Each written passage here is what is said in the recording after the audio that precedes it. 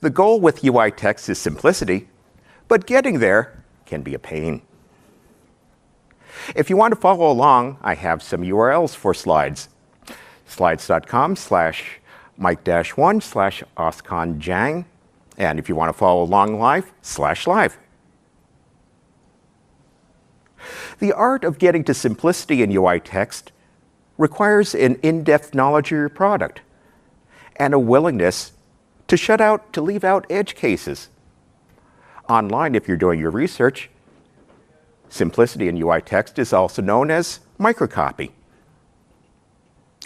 About 3 years ago, as inspiration, we decided we were going to enhance our administrative UI to add a bunch of new features. So before we got there, I did a bit of an audit of our UI and found this blob of text, and I thought, gee, what does that remind me of?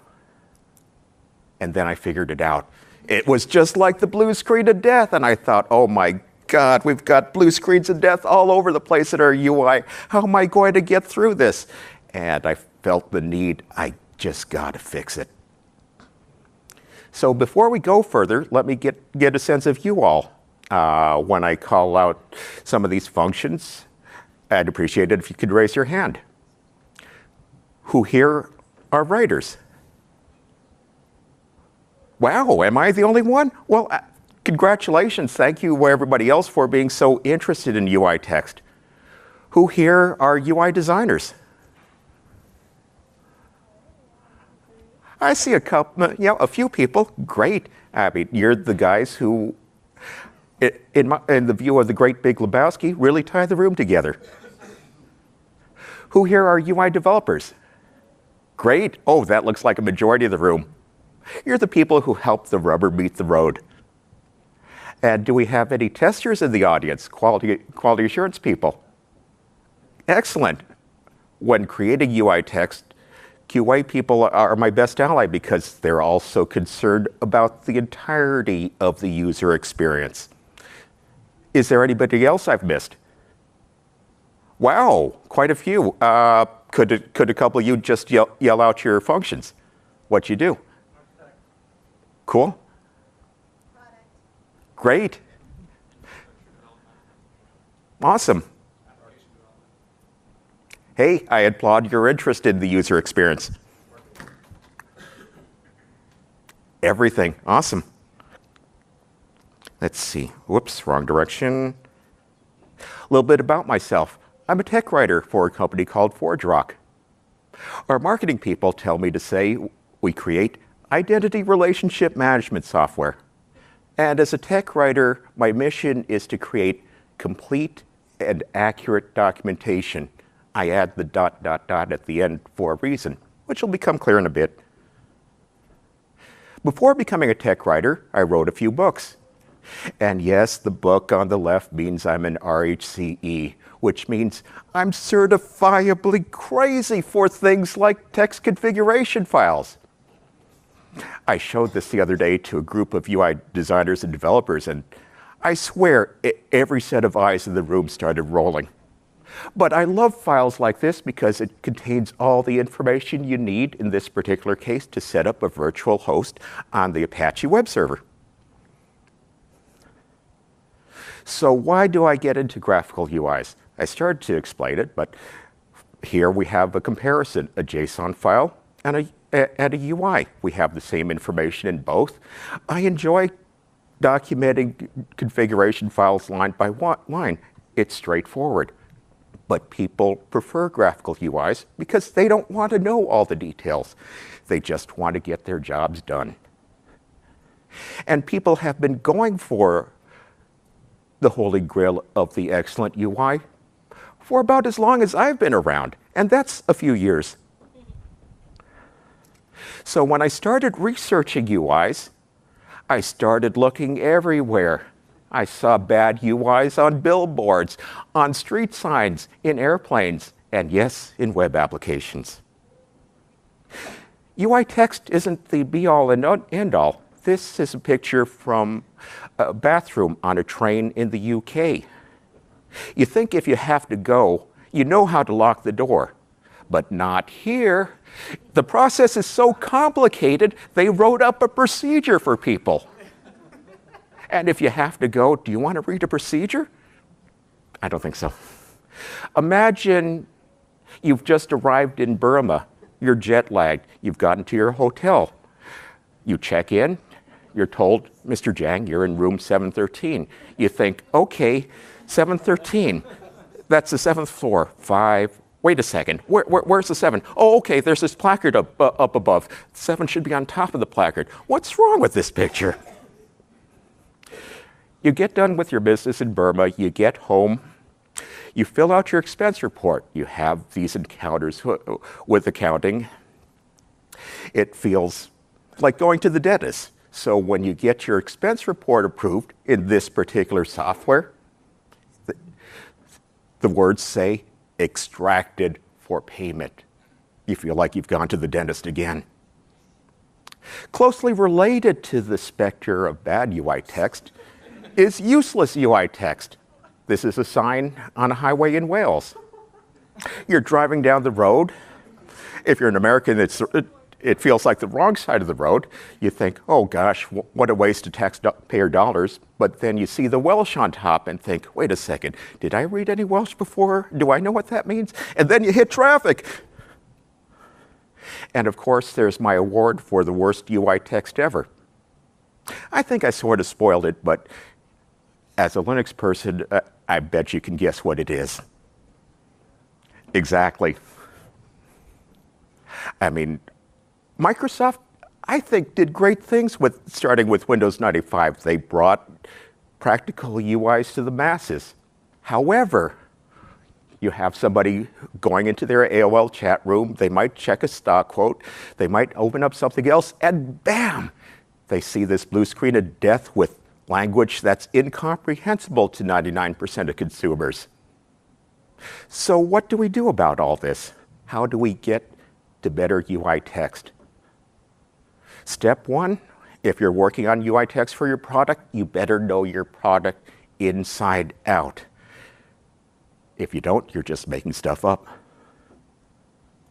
So in an ideal world, anything you use in the UI, you'll get a complete, accurate depiction of functionality. Sounds like a good idea, but this is what a complete, accurate depiction of functionality gets you. And really, who would read all this? Because it's a wall of text, and it feels like the blue screen of death.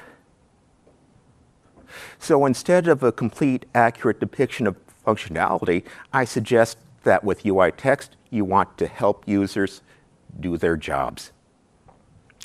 And speak of users, when you talk to them, what do they want out of a UI?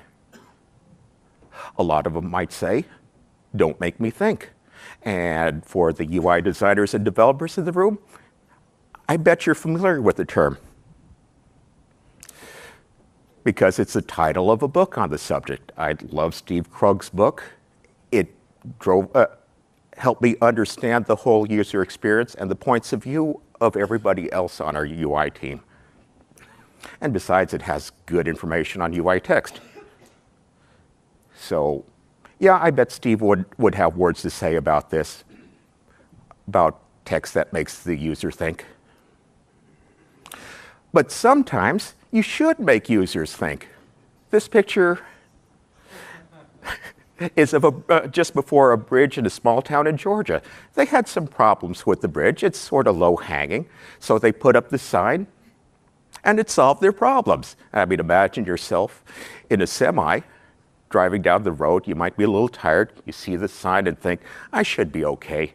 And then you hear this rattling on top of your cab and think, oh my God, I better step on the brakes. Lesson? Good UIs prevent trouble. There are a lot of studies out there that describe, okay, you should put so many words or limit yourself to so many words in UI text. And to me, that's sort of impractical because some words are more complex than others. I suggest a standard of one easy breath. So if the instructions in your UI make you feel zen, then you're good. In contrast, if the instructions in your UI make you feel like this, what do you think your users feel like?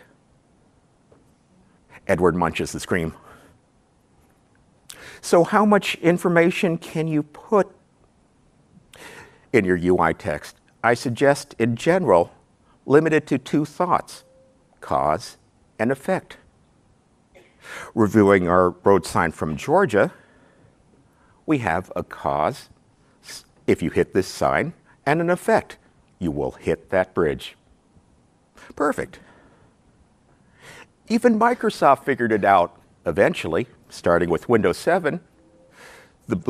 Yes, that is readable. The blue screen of death is now legible. It now makes some sense. It has a cause. Your PC ran into a problem that it couldn't handle, and an effect. Now it needs to restart. It actually makes sense to most people. So what is the goal of UI text anyway? As a writer, this may sound strange, but I think you want to minimize the need for documentation. How many people have smartphones? I bet it's probably everybody here. How many people here have read documentation related to their smartphones? Wow, there are a couple. But nevertheless, for a good user experience, you want to build products, I suggest not just for mobile devices that need no documentation. If you're doing your job, the text on a mobile device, the text in a regular UI should be all you need to get your job done. Because if you're a user, you go part way through your process and you think, oh my God, I'm stuck here. And what does this help text say? I don't understand it. I got to read the docs. That does not make for a good user experience. So I will suggest that UIs that require documentation are buggy. A good design will create a UI that needs no documentation. Getting there can be difficult, and we haven't gotten there. So what kind of text can you put in the UI? It depends on your audience. And as we know, there can be more than one kind of audience. At ForgeRock, we assume 4 audiences: end users, administrators, they may know a bit of DevOps, sales engineers, yes, sales engineers, because they want to understand the UI and make things whizzy and customize them for their sales, and managers of our customers, the people who give us the up or down. You want them to be happy with the UI as well. And here's an example of how we target administrators, which is most of our UI. This is an excerpt for how we help our users administer outgoing email servers. And I would bet everybody in this room and every sysadmin would look at this and say, yeah, I know what to do with this. But if you put this language into an end user, what would they say? They'd say, look at host and say, should I put the name of the lady who hosted my party, or a port, and say, port. What port was it, Irma, that we last took our cruise on? You don't know what they do with that. Switching gears a bit, it feels like everybody thinks they know what should go into UI text. And in many cases, they're right. But that makes for a bunch of stakeholders. And that can be an interesting challenge to navigate. So if you're getting into UI text, you've got to know the interests of your stakeholders. For us, this is my list of stakeholders. Yours may differ. I know some include people like support engineers, sales engineers, etc. For my own purposes, I've laid out the interests of each of my stakeholders, and I'll go through them. We start with our product manager. The person who wants to help make the sale, the person who tells the story that says, okay, here's what I want or what I think our customers want to be able to do, step by step. That person will put it into words. And then our UI designers, they're the people who really bring the room together, the people who take that vision and put it into mock-ups and wireframes, the things that the rest of us can really understand. Yeah, I wish everybody could understand just the words, but people need pictures too. And if they're doing their job correctly, they're doing it to style guides. You need style guides for consistency, so people have a consistent user experience. Then the UI developers, they help the rubber meet the road. They take the mock-ups, the wireframes, and they put it into code that's part of the product, that's built with the product. But front-end developers, they can't work alone. I don't know if there were any back-end developers in the room, but I think they're just as important to the UI as well. Yes, they're under the hood, but if you add a functionality in the front end, you better make sure it works in the back end as well. They're the testers, our quality assurance engineers. They take the original story, they take the wireframe and see, does the design as built meet the requirements? And if you're creating UI text, they're your friend, because UI text, I think, is the magic that helps meet the requirements. And I don't see myself as Hemingway, but I do my best to emulate him in terms of UI text. He always knew how to find the right words in Old Man and the Sea, and you don't want somebody who writes like Leo Tolstoy, bless his heart, but he wrote War and Peace, and he went on and on with tangents and interesting stories, but things that users don't need to know. With all these stakeholders, implementation can be a maze. How do you navigate a maze? Basic logic, start with the easy stuff.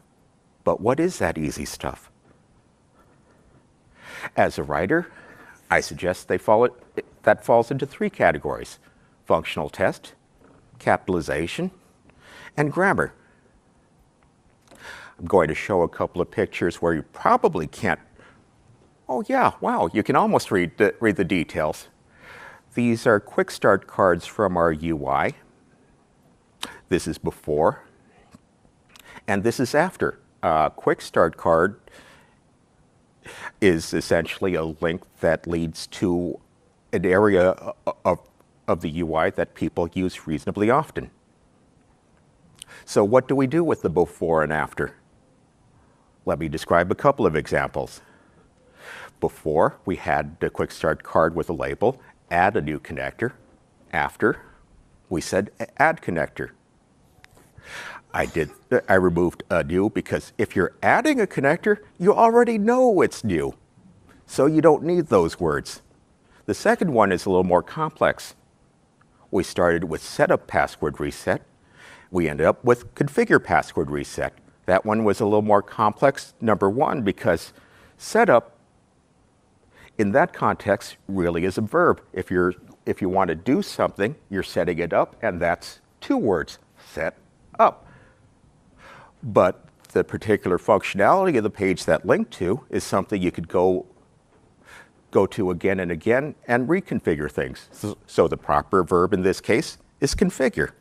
So what are the lessons here? Remove redundancies and review the functional grammar based on what's actually happening in your UI. And this work wasn't all that easy. The first time I did the quote-unquote scrub of our basic UI text, I had a PR that changed like over 10% of a 1,200-line properties file.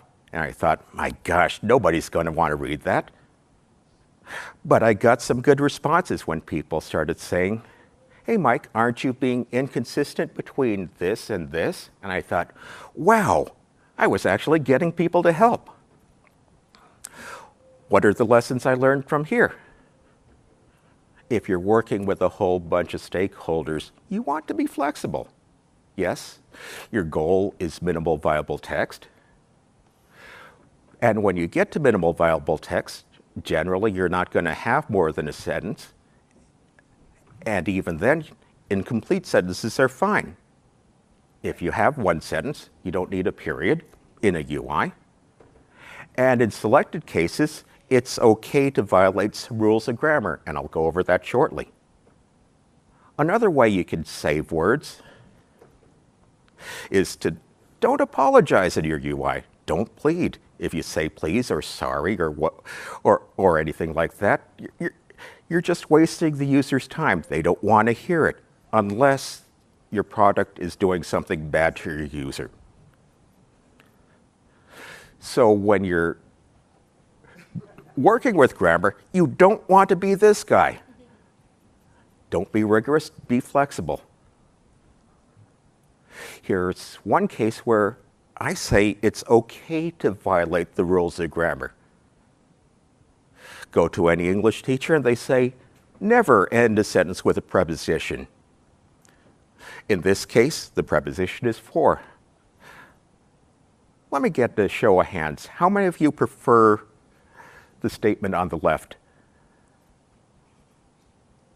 Great. How many of you prefer the statement on the right?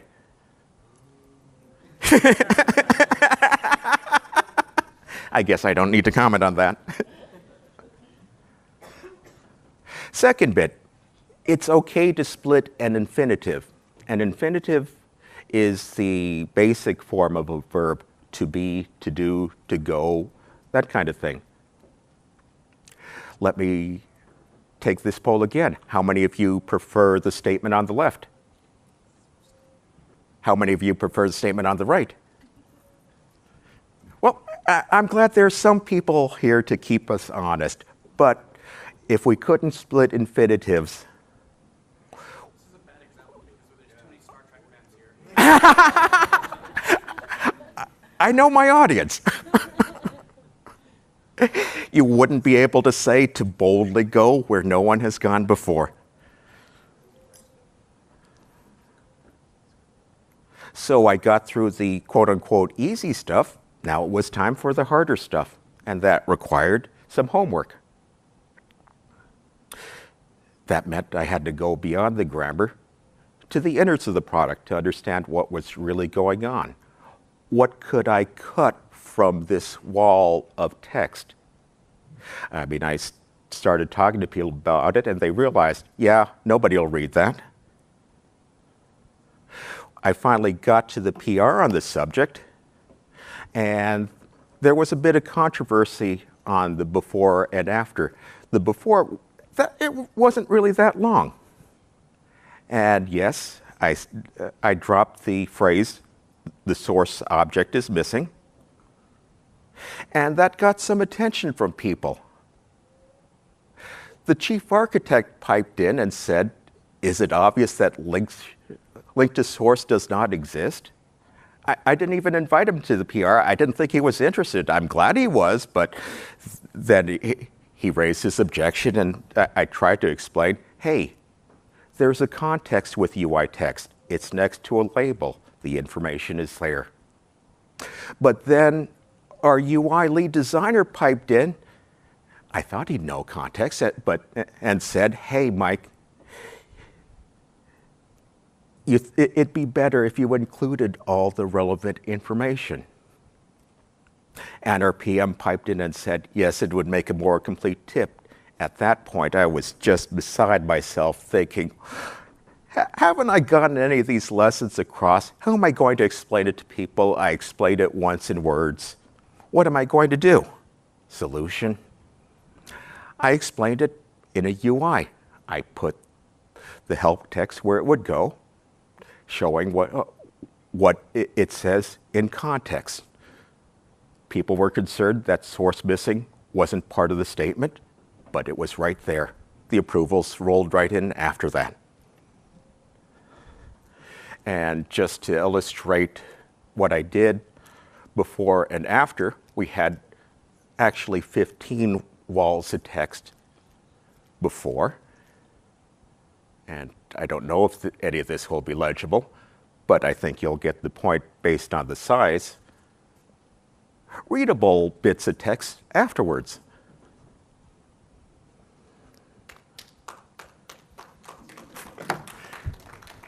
Thank you. But I was only one person. I mean, there's 100 people in our engineering area, and there are other products. How do I replicate myself? How do I spread the word among our UI teams? Answer, style guides. But how do I create a style guide? I've got to consider two things. The audience. The style guide you create will depend on the audience you target. For the initial cut, because we target mostly administrators, we have a style guide that targets administrators.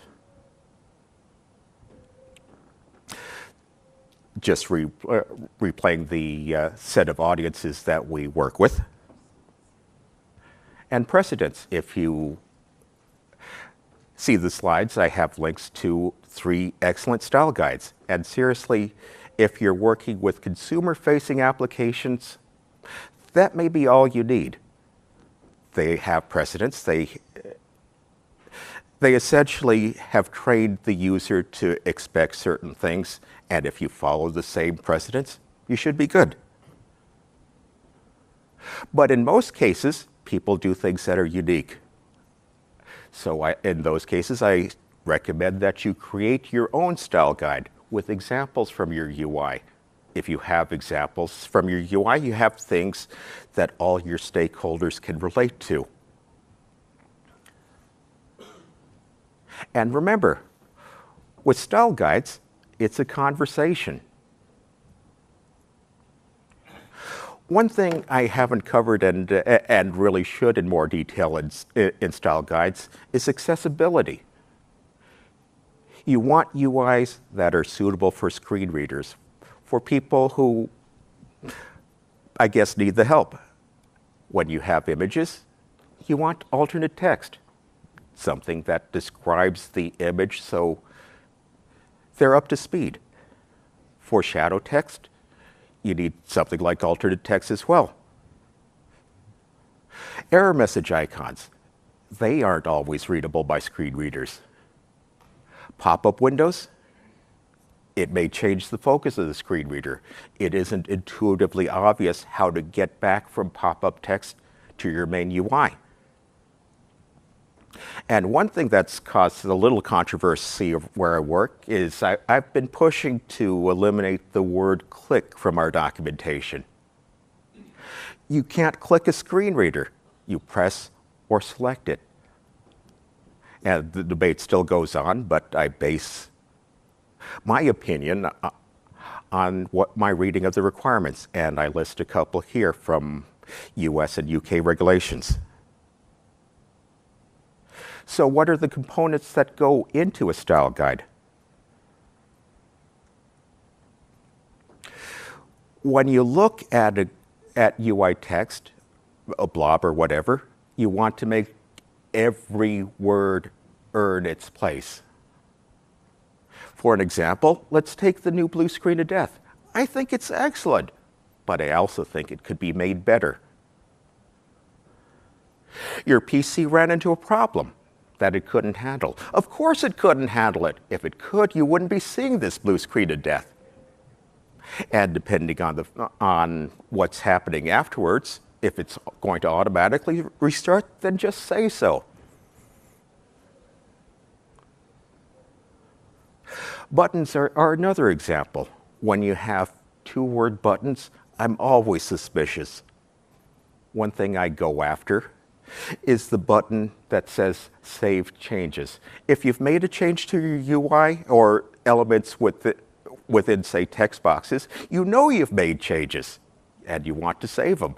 Of course you're saving changes. Yes, it's just one word, but everybody who works with UIs knows they want a UI that's as clean as possible. Labels, dialogue, and shadow text.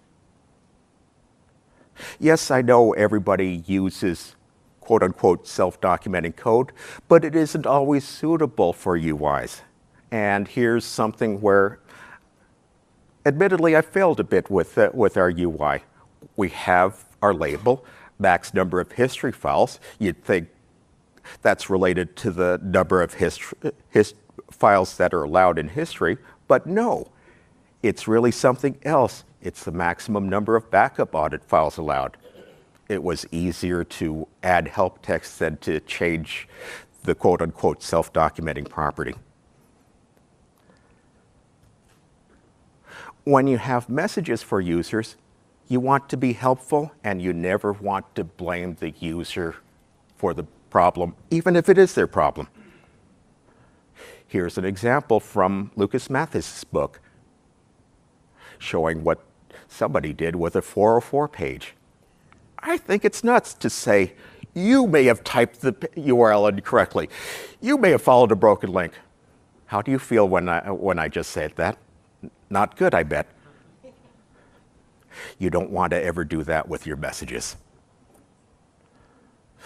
When I was configuring a third-party OAuth application for our UI, I ended up running into this message, and I thought, gee, something went wrong. Tell me more. I understand this stuff. Give me an error message. And please try again later. When?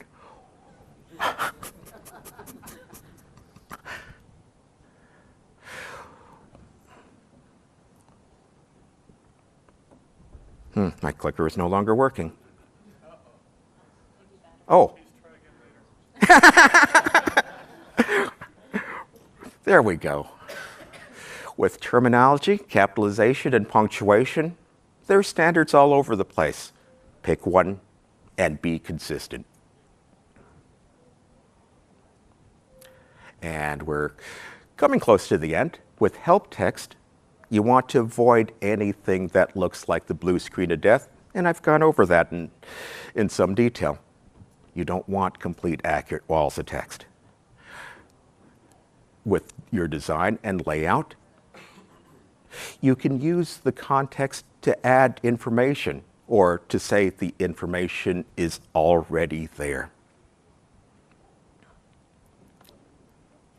And that's basically it, except for the credits. There are a number of people working on UI text all over the world, and I want to say thank you to them. And thank you all for listening.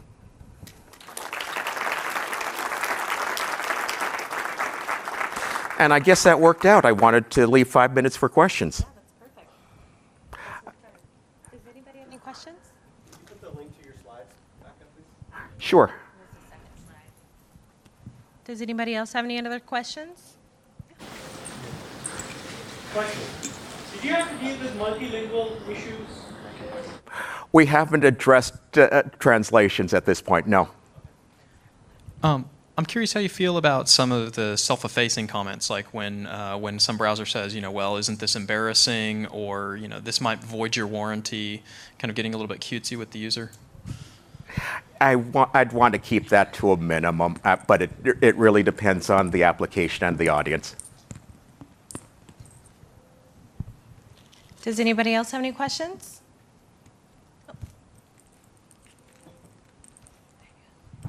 This is more of a comment, but I always wondered, UIs are made to like one size fits all, right? I almost wish, based on the user, I could configure some of the UI text. Depending upon how sophisticated the user is, I could give different messages. Is something like that even possible? Are there frameworks that allow you to do that? I've heard talk of that kind of thing, adoptive messages, but I haven't seen much progress of it. Okay, thanks. Video games seem to do that pretty well. Oh, really? Yeah. Sorry, I'm not a pro or anything. But Right. Well, I'm glad to hear it. I mean, certain video games, when you are a new user, they'll have a lot of help text and a lot of feedback from the system, and then after you click the same dialogue for a while, there's a little box and you can turn that one off, and then over time less and less of them pop up as you learn the game. I've seen that in multiple video games. Yep. I don't. Yep. I mean, that yeah. makes great sense. I mean, I've seen that too. You're right. There's sometimes sliders where you can choose your comfort level with an application, and then based on that, it'll give you more verbose and less verbose. Wow. I mean, my talk is really focused, and my study has been for UI text on administrative UIs, and I'm glad to hear there are adoptive options for consumer UIs. Any more questions? Thank you so much.